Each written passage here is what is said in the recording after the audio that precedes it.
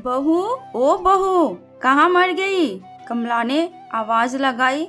वो भी सारा काम निपटाने के बाद नहाने के लिए गई थी और सास की हर 2 मिनट में ऐसी आवाज सुनने की उसकी आदत पड़ चुकी थी। जरा सी भी नजरों के सामने से हटी कि सास चिल्लाना शुरू कर देती। इस बार आवाज कुछ ज्यादा तेज थी, कोई अनहोनी ना हो गई हो। उसने जैसे तैसे अपने ऊपर 2 मग पानी डाला और कपड़े पहनकर बाथरूम से दौड़ते हुए सास के कमरे में पहुंची। अरे, तुझसे एक काम भी ठीक से नहीं होता? कमला देवी फिर से चिल्लाई। क्या हुआ माँ जी? उसने डरते डरते पूछा। हुआ क्या है, दिखता नहीं कम वक्त? ये कमरे में पानी पड़ा है, आज पोछा नहीं लगाया था क्या? अभी कहीं मैं गिर जाती तो मेरी हड्डी पसली टूट जाती। कमला देवी ने चिल्लाकर कहा। लगाया तो था माँ जी, उसने धीरे से कहा। तो ये कहाँ से आ गया?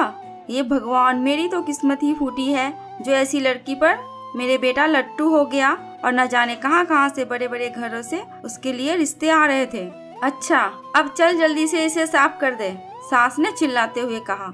उसको पता था कि नहाने जाने से पहले ही उसने पूरा घर साफ किया और ये पानी जानबूझकर उसकी सास ने ही उसे तंग करने और ताने सुनाने के लिए गिराया है।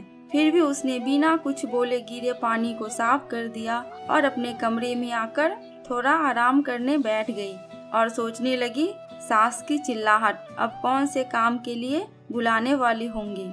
उसके लिए ये कोई आज की बात नहीं थी। जब से वो शादी कर इस घर में आई थी, उसके पति के ऑफिस में जाते ही ये रोज का नियम था। आज किसी का बात पर, कल किसी बात पर, बस उसकी सास को एक बहाना चाहिए था। अगर नहीं मिलता था तो बहाने बनाने की कला में वो माहिर थी। इस रोज रोज की खिचखिच से अक्सर वो तंग आ जाती थी, पर कुछ पति के प्यार, कुछ सास की उम्र और कुछ घर की नई बहू होने की वजह से सब बर्दाश्त कर रही थी। उसे खुद ही समझ में नहीं आ रहा था कि उसके खुद के वजूद में इतना परिवर्तन कब और कैसे आया।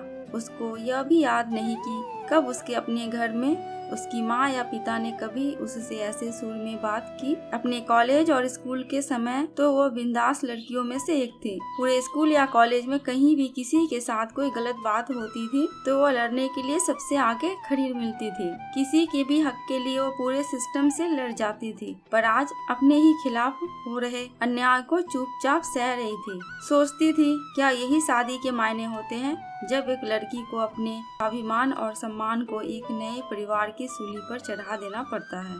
शाम को पति के आने पर बहुत सारी बातें कहने का मन होता था।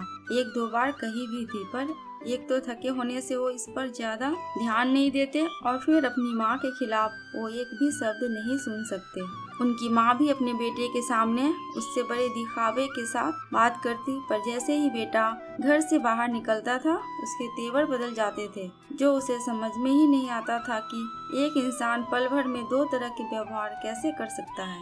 कमला देवी को सबसे ज्यादा तकलीफ तो उसकी शादी में मिले दहेज से थी, जबकि उसके माता पिता ने अपनी हैसियत से बढ़कर उसकी शादी में खर्चा किए, लेकिन दहेज में या दूसरे से कुछ भी मुफ्त में मिलने की उम्मीदों को और अभिलाषाओं का कोई अंत नहीं होता। हर चीज कम लगती है और उसके आने पर सबसे पहले उन्होंने घर की महारानी की छुट्टी कर दी और घर में उसके कदम रखते ही हाथों की मेहंदी का रंग छूटने के पहले ही बाकी कामों के अलावा बाई के सारे काम भी उसके ऊपर आ गए और कमला देवी ने कभी भी उससे एक नौकरानी से ज्यादा नहीं समझा। कुछ ऐसे ही जिंदगी कट रही थी उसकी। रोज कोई नया बखेरा होता था और रोज शांति पूर्वक उन्हें संभालने की कोशिश करते हुए सोचती थी कि जल्दी ही उसे अपने पति और सास के साथ बैठकर शांति से इसका हल निकालना पड़ेगा। पर बस रोज की ऐसी दिनचर्या में सबके साथ बैठकर बात करने का समय नहीं मिल पा रहा था। एक दिन वो रोज की तरह सुबह झाड़ू लगा रही थी, जब कमला देवी अपने बिस्तर के किनारे बैठी स्वेटर बुन रही थी। अचानक जैसे वो झाड़ू लगाते लगाते उसके पास पहुंची, उसने बिना कुछ देखे बहू को जोर से लात मारी और चिल्लाई, अरे कुछ अक्ल भी है या घास चरने गई है? जब मैं कुछ कर रही हूँ तो तुझे काम सुझता है। अभी ही मेरे कमरे में झाड़ू लगनी थी। तुझे नहीं पता कि मुझे धूल से कितनी एलर्जी है? ये आज का नया बहाना था उसे तंग करने का, क्योंकि घर में रोज ही ऐसे ही काम होते थे और पहले कभी भी ऐसी कोई बात नहीं हुई थी। फिर भी वो भी अपने सास के व्यवहार को जानते हुए बहुत संभल के काम करती। वो उनके द्वारा दिखाई जगह पर सफाई के लिए जैसे ही थोड़ा झुकी, ना जाने किस झोंक में कमला देवी ने जोर से पैर चलाया और बहू के कंधे पर जा लगा। जब तक वह खुद को संभालती, उसका सिर सामने ही दीवार से टकराया और गिर पड़ी। कमला देवी चिल्ला उठी, क्या हुआ कलमोही, मर गई क्या?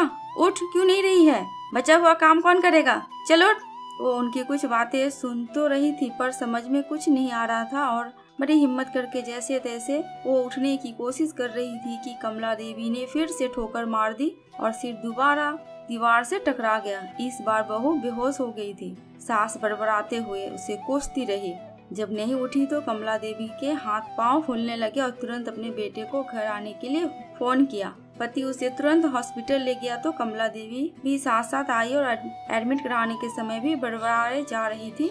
सब पता है इसके चिड़चिड़िया चरित्र का, सब करने कराने के और मुझे तंग करने के नाटक है इसके, जिससे घर में कोई काम न करना पड़े और हम सब इसकी सेवा करें। यूँ तो उसका बेटा काफी दिनों से घर में जो चल रहा था सब देख और समझ रहा था, पर आज माँ के ऐसे व्यंग देखकर कुछ ज्यादा ही परेशान हो गया। लेकिन इस समय उसे अपनी पत्नी की जान बचाने की पड़ी थी। डॉक्टर की तमाम कोशिशों के बावजूद सिर के अंदर कोई नस फट जाने से पहले तो वह कुछ दिन कोमा में रही और अगले एक ही सप्ताह में उसने दुनिया छोड़ दी। वक्त के साथ साथ बातें कहाँ छुपती है। धीरे धीरे पड़ोसियों की जुबान पर उसके प्रति कमला देवी के बुरे बर्तावों की बातें सामने आने लगी, जिसमें कमला देवी के बेटे का भी नाम आ ही जाता था। और जब उसको लेकर बातें कुछ ज्यादा बढ़ने लगी तो उनसे तंग आकर एक दिन कमला देवी के इकलौते बेटे ने पंखे से लटककर सुसाइड कर ली। अब पूरे घर में दिन भर सन्नाटा रहता था। कमला देवी कुछ दिनों तक लोगों को दिखाई पड़ती रही और अक्सर घर के अंदर ही उनकी आवाज सुनाई पड़ती थी। अरे कलमोही कहाँ मर गई? मेरे बेटे को भी साथ ले गई। चल जल्दी आजा बहू, घर बहुत गंदा पड़ा है। चल थोड़ा झाड़ू पोछा कर दे।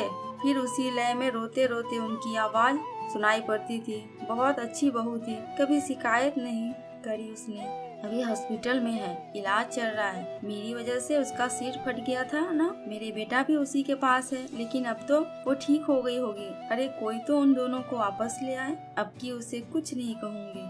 कुछ दिनों के बाद पता लगा कि उनके किसी दूर के रिश्तेदार ने उसे मकान को आने पौने दामों में किसी को बेच दिया था, क्योंकि कमला देवी के पागल खाने में भर्ती होने के बाद उस मकान को देखने वाला कोई नहीं बचा था। दोस्तों, आपको ये कहानी कैसी लगी प्लीज़ कमेंट करके हमें ज़रूर बताना। अगर थोड़ी सी भी अच्छी लगी हो तो प्लीज़ मेरे चैनल को सब्सक्राइब करके मेरी वीडियो को लाइक एंड शेयर कर देना। अंत तक वीडियो में बने रहने के लिए आपका दिल से बहुत बहुत शुक्रिया।